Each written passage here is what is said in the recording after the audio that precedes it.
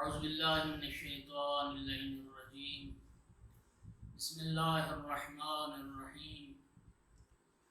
الحمد لأہلہ والصلاة علی اہلہا اما بعد فقال رسول اللہ صلی اللہ علیہ وآلہ وسلم یا علی انت وشیعتک هم الفائزون یوم القیامہ۔ انتہائی محترم ناظرین کرام و سامعین گرامی قدر، مولا امیر المومنین علیہ السلام کے اصحاب با وفا اور مولا امیر المومنین علیہ السلام کے حقیقی شیعہ، یہ موضوع گفتگو ہیں۔ سلسلہ گفتگو جناب مالک اشتر کے متعلق جاری ہے۔ آج اس سلسلے کی یہ چوتھی گفتگو ہے۔ آج کی اس گفتگو میں جناب مالک اشتر رضوان اللہ تعالی علیہ وسلام علیہ، ان کا تیسری خلافت کے زمانے میں کردار کیا رہا اور جو کہ بڑا ایک اہم کردار تھا، اس حوالے سے آج کی یہ گفتگو ہے۔ حضرت عمر کے قتل ہو جانے کے بعد جب حضرت عثمان خلیفہ بنے تو انہوں نے مختلف شہروں میں جو حضرت عمر کے زمانے کے تعین کردہ منصوب کردہ افراد تھے، گورنر تھے، والیان شہر تھے، تو تیسری خلافت میں آ کے ان گورنروں کو اور ان والیان شہر کو اکثر کو ان کے عہدے سے الگ کر دیا گیا، معزول کر دیا گیا، ہٹا دیا گیا،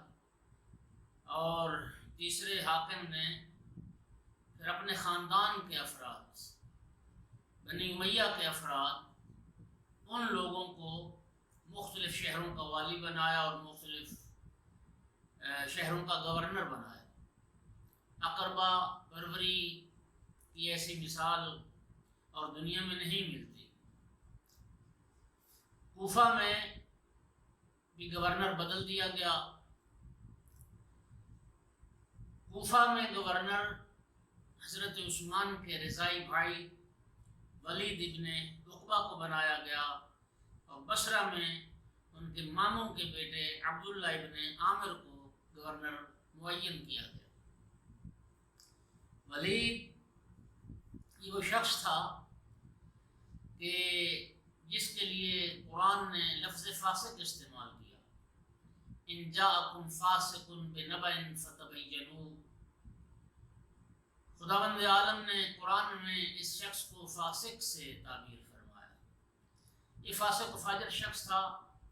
شراب خور شخص تھا، اعلانیہ شراب پیتا تھا، شراب پینے کے بعد رقص و سرود کی محفل سجتی تھی،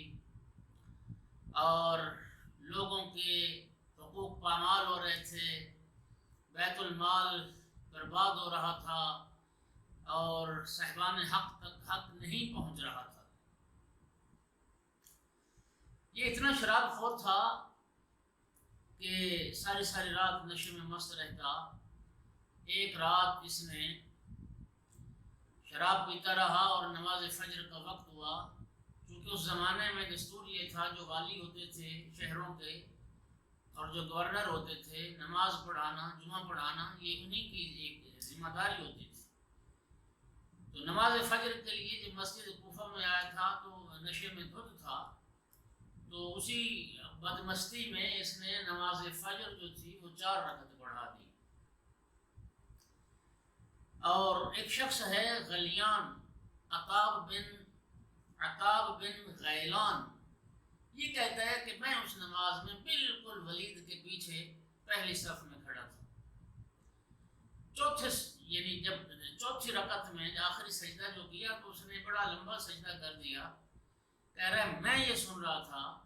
تو سجدے میں کہہ رہا تھا شراب لاؤ اور مجھے شراب پلاؤ۔ بہرحال نشے میں نماز اس نے ختم کی تو وہی عطاب شخص کہتا ہے خدا اپنی رحمت کو تجھ سے دور کرے اور خدا اپنے خیر و برکت تجھ سے اٹھا لے۔ کہتا ہے مجھے تعجب ہے اس شخص پر کہ جس نے تجھے یہاں کا حاکم متعین کیا اور یہاں کا گورنر تمہیں نامزد کیا۔ عجیب شخص تھا کہ لوگ چیخ اٹھے کہ فجر کی نماز 4 رکعت پڑھا دی تو نشے میں مست ہو کے کہتے ہیں اگر کم پڑھائی ہے تو میں اور پڑھا دیتا ہوں۔ یہ نماز پڑھانے کے بعد پھر یہ ممبر پہ گیا تقریر کرنے کے لیے، سخنرانی کرنے کے لیے، اور شراب کے نشے میں بڑبڑا رہا تھا۔ تو لوگوں نے اسی مسجد کے خاک اٹھا کے، سنگریزے اٹھا کے، جو کنکریاں پڑی تھی اٹھا کے، اس کو کنکریاں اس کو ماری گئیں، اور یہ ممبر سے اتر کے پھر جان بچا کے دارالعمارہ میں جا کے چھپ گیا۔ جناب مالک اشتر اس کی اس روش، اس بد رفتاری اور اس ظلم و زیادتی کے خلاف آواز اٹھانے والے تھے، اور سارے کوفے کے لوگ، سارے مسلمان یہ حرکتیں دیکھ رہے تھے، اور سارے مسلمان اس کی حرکتوں سے تنگ تھے۔ کوفے میں جناب مالک اشتر نے اجتماع کر لیا اور پھر لے کے لوگوں کو اس ولید کے محل کا احاطہ کیا، اس کے دارالعمارہ کا احاطہ کیا، اس کا محاصرہ کر لیا۔ پھر کچھ لوگ اس کمرے میں پہنچ گئے جہاں ولید آرام کرتا تھا، اور جب وہاں جو پہنچے تو وہ نشے میں اتنا مست تھا، اسے کوئی ہوش نہیں تھا۔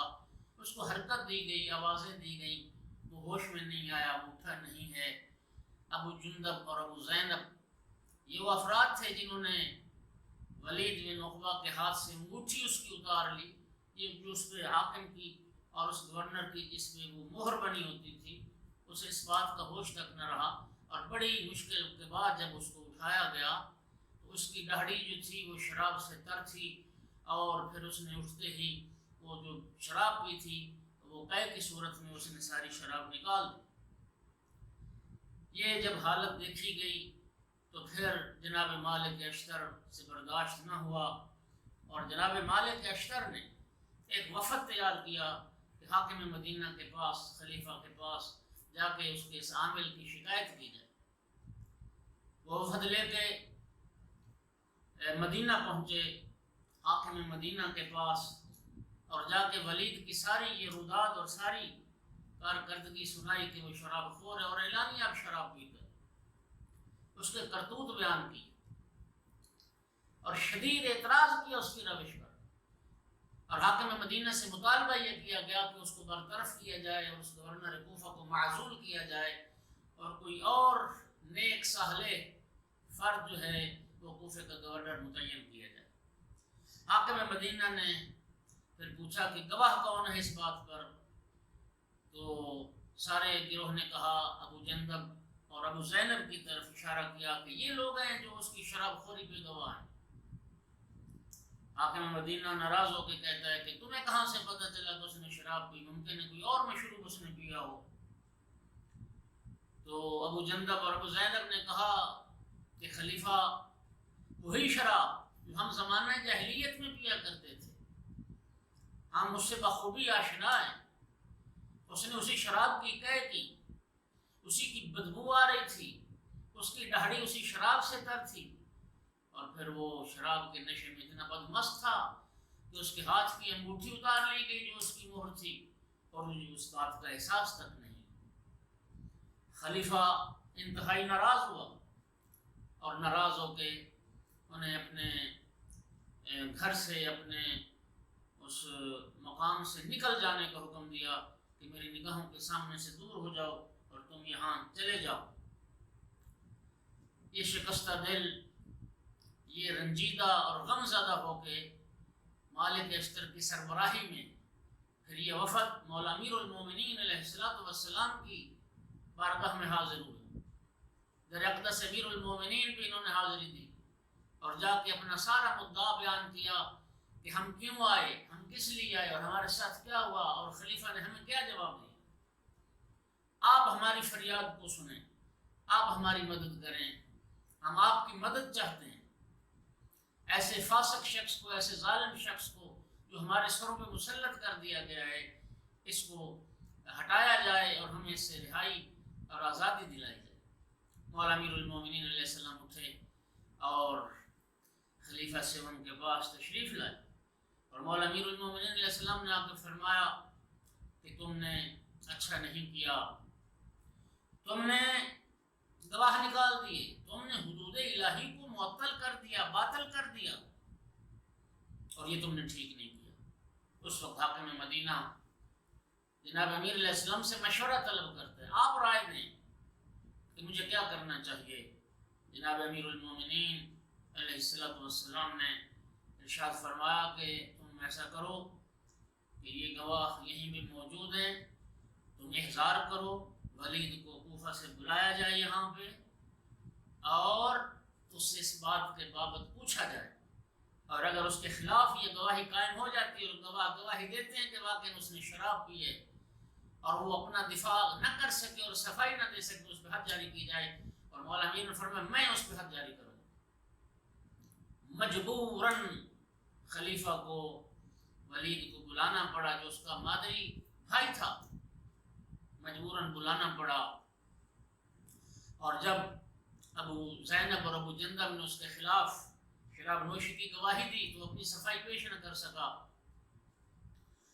تو جناب امیر المومنین علیہ السلام کی طرف مجبوراً حاکم نے تازیانہ بڑھایا، گھوڑا بڑھایا۔ جناب امیر علیہ السلام نے جب گھوڑا پکڑا تو ولید نے بھاگنے کی کوشش کی، راہ فرار اختیار کی، لیکن امیر المومنین علیہ السلام نے پکڑ کے زمین پہ پرکھ دیا اور حد الہی کو جاری فرمایا اور 80 گھوڑے اسے مارے گئے۔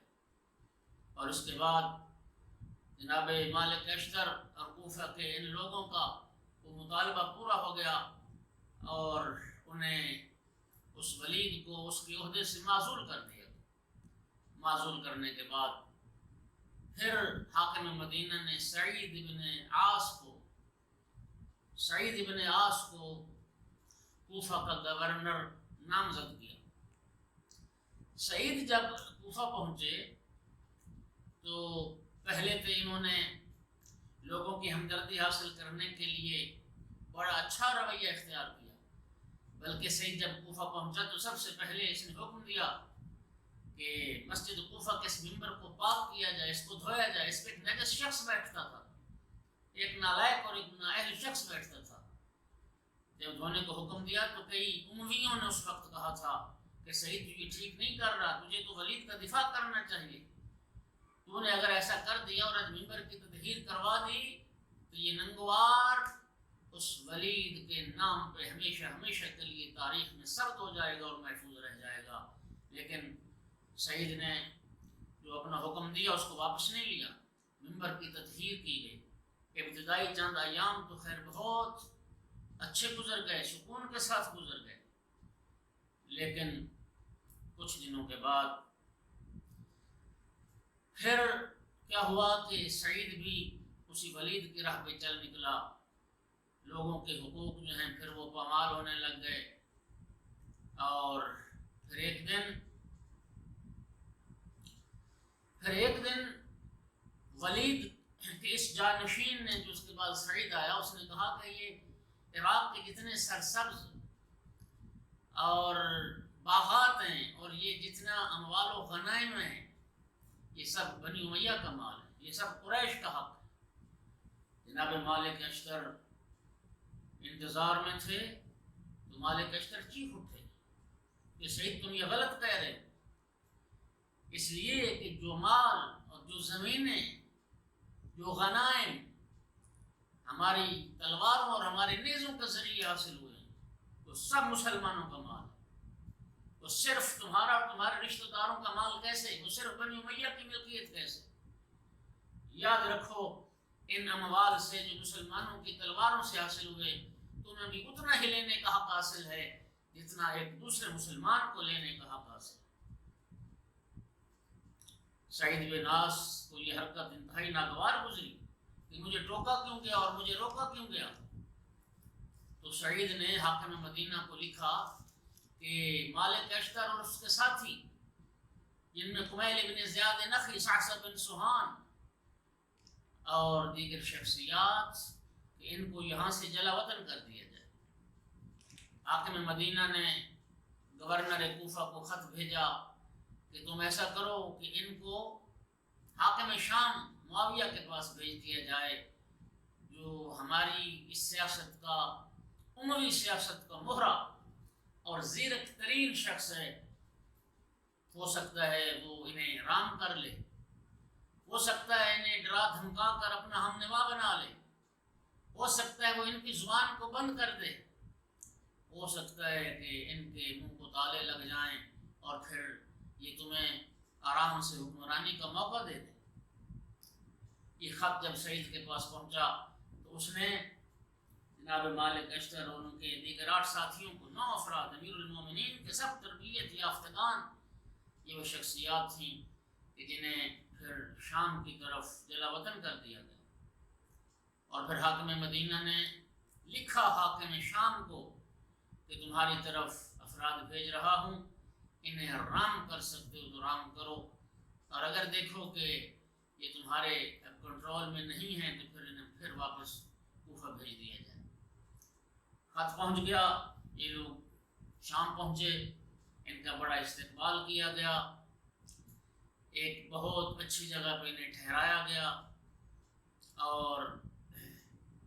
وہ لالچ، ترغیب، تحریص کا سلسلہ شروع ہوا۔ تاریخ نے وہ گفتگو بڑے تفصیل کے ساتھ ذکر کی کہ ایک رات کو جب حاکم شام اس گروہ کے پاس آیا تو حاکم شام کہتا ہے کہ اس گروہ کے افراد کو 9 افراد سے خطاب کر کے کہتا ہے کہ تم امت عرب کے وہ افراد ہو کہ جو دندان، زبان اور قدرت بیان رکھتے ہو، اسلام کے سائے میں تم ایک بلند مقام اور بلند منزل پر فائز ہوئے، لیکن مجھے اطلاع ملی ہے کہ قریش کے ساتھ تمہارا رویہ کچھ ٹھیک نہیں ہے۔ قریش تمہارے محسن ہیں، اگر قریش نہ ہوتے تو تم ذلیل و خوار ہو جاتے۔ جس طرح آج قریش تمہارے پیشوا ہیں، اسی طرح یہ تمہارے لیے ڈھال اور سپر ہیں، تمہارے اخراجات یہ قریش پورے کر رہے ہیں، لہذا اپنی ڈھال کو ٹھکراؤ نہیں۔ اور پھر ناراض ہو کے کہنے لگا کہ اگر تم نے اپنی روش نہ بدلی تو پھر بخدا تم اپنی اس بد اعمالی کا انجام بھی ضرور دیکھو گے، اور پھر اس وقت صبر کرنا بھی تمہیں کوئی فائدہ نہ پہنچائے گا۔ اور پھر ناراض ہو کے کہتا ہے کہ یاد رکھو، میں تمہیں اسی بات کا حکم دیتا ہوں، تم سے وہی بات کرتا ہوں جو بات میں اپنے خاندان کو، جو بات اپنے عزیز و اقارب کو کرنے کا حکم دیتا ہوں، بلکہ اپنی ذات کو جو میں بات کرنے کا کہتا ہوں، میں وہی بات تمہیں بھی کہہ رہا ہوں۔ گروہ قریش جانتا ہے کہ ابو سفیان اس گروہ کے ایک شریف ترین فرد تھے، سوائے محمد رسول اللہ صلی اللہ علیہ وآلہ وسلم کے اس قریش میں صرف وہ ایک شخصیت تھی جو اپنی خصوصیات کی وجہ سے اللہ نے جنہیں پیغمبری کے لیے چن لیا تھا۔ حاکم شام کہتا ہے کہ میرے عقیدے کے مطابق اگر سارے لوگ ابو سفیان سے پیدا ہوتے، سارے لوگ اگر دنیا کے ابو سفیان کی اولاد ہوتی تو سب کے سب چالاک اور ہوشیار ہوتے۔ جب حاکم شام کی گفتگو یہاں تک پہنچی تو جناب مالک اشتر تھے جو سب سے پہلے جنہوں نے اس کو ٹوکا اور روکا، اور پھر جناب مالک نے آواز بلند کی اور پھر ساتھیوں نے ساتھ دیا اور سب بول اٹھے، بیک زبان کہا کہ تم جھوٹ کہتے ہو۔ اللہ رب العزت نے جناب آدم علیہ السلام کو اپنے دستے قدرت سے خلق فرمایا تھا، اپنی روح اس میں پھونکی تھی جو تیرے باپ ابو سفیان سے کروڑ درجہ بہتر تھی۔ حضرت آدم علیہ السلام کو اللہ نے فرشتوں سے سجدہ کروایا تھا۔ ہاں یہ بات ضرور ہے کہ انسانوں میں پھر نیک و بد بھی ہوتے ہیں اور احمق اور زیرک بھی موجود ہوتے ہیں۔ یہ بات سن کے ناراض ہو کے چلا گیا۔ اگلی رات پھر آیا اور پھر آ کے کہا کہ قریش کے تم سرکردہ، ہاں فرمایا، آ کے کہنے لگا کہ تم ایسا کرو کہ یا میرا ساتھ دو اور یا پھر تم سکوت اور خاموشی کو اختیار کرو۔ مالک اشتر نے کیا جواب دیا؟ حاکم شام، تو اس قابل نہیں ہے کہ تیرا ساتھ دیا جائے، اس لیے کہ معصیت خدا میں تیری اطاعت کی جائے تو یہ جائز نہیں ہے. اللہ کی معصیت میں کسی کی اطاعت جائز نہیں ہے. اور مالک نے کہا کہ تو ہم سے تقاضا نہ کر، ہم تو اس سے تقاضا کرتے ہیں، ہم تو اس سے مطالبہ کرتے ہیں کہ تم حکومت کو چھوڑ دو اور علیحدہ ہو جاؤ اس ریاست اور حکومت سے، اور یہ اس کے حوالے کر دو جو تم سے بہتر اور اس کے زیادہ تم سے حقدار ہیں، یہ حق صاحب حق کے پاس جانے دو. حاکم شام کہتا ہے وہ کون ہے جو مجھ سے زیادہ حقدار ہے، جو ہم سے زیادہ حقدار ہے؟ تو فرمایا ایک ہے ایسی ہستی جس کا باپ تیرے باپ سے زیادہ شریف اور نیک اور جو تیری نسبت اسلام سے بہت زیادہ قریب ہیں، علی ابن ابی طالب علیہ السلام. پھر حاکم شام کہتا ہے کہ مجھے ڈر ہے تم شیطان کی پیروی کی وجہ سے ہلاک نہ ہو جاؤ. مالک اور ساتھیوں نے جب یہ جملے کہے تو پھر برداشت نہ، انہوں نے بڑھ کے گریبان پکڑ لی حاکم شام کو اور زمین پہ دے پٹخا. اور پھر حاکم شام چیخ کے یہ فریاد بلند کی کہ سنو، یہ کوفہ نہیں ہے، یہ شام ہے، اور اگر لوگوں کو پتہ چل جائے کہ تم نے میرے ساتھ کیا سلوک کیا ہے تو شام والے سارے لوگ تمہیں قتل کر ڈالیں. بہت غضبناک ہو چکا. اب حاکم شام نے پھر حاکم مدینہ کو لکھا کہ ان لوگوں کو اب مزید شام میں رکھنا شام کے مسلمانوں کے حق میں نہیں ہے، ہمارے حق میں نہیں ہے. اور لکھا کہ تو نے ایسے افراد بھیجے جو شیطانوں کی زبان بولتے ہیں اور یہ سمجھتے ہیں کہ ہم قرآن کی بنیاد پر بات کر رہے ہیں، لوگوں کے دلوں میں شکوک و شبہ کو پیدا کر رہے ہیں، شبہات ایجاد کر رہے ہیں. اور اگر یہ شام میں رہ گئے تو ان لوگوں کو فریب دیں گے، اپنا ہم نوا بنا لیں گے. اس لیے کہ یہاں کے لوگ اب یہ سمجھنے لگ گئے کہ یہ تو مخلص اور مومن لوگ ہیں، لہذا ان کو واپس کوفہ بلایا جائے تاکہ جہاں ان کا گھر ہے وہ اسی گھر میں ان کا نفاق ظاہر ہو اور شام کے لوگ ان کے اس پروپیگنڈے سے اور اس گفتگو سے محفوظ رہ سکیں. لہذا پھر حاکم مدینہ کا اجازت نامہ اور حکم پہنچا کہ انہیں واپس کوفہ بھیج دیا جائے. تو یہ شام سے جلا وطنی گزار کے کچھ عرصہ پھر واپس کوفہ پہنچے. بس آج کے اس حصے میں اتنی گفتگو کافی ہے. انشاءاللہ آئندہ پروگرام میں اس سے آگے سلسلہ کلام کو جاری کریں گے. وآخر دعوانا الحمدللہ رب العالمین.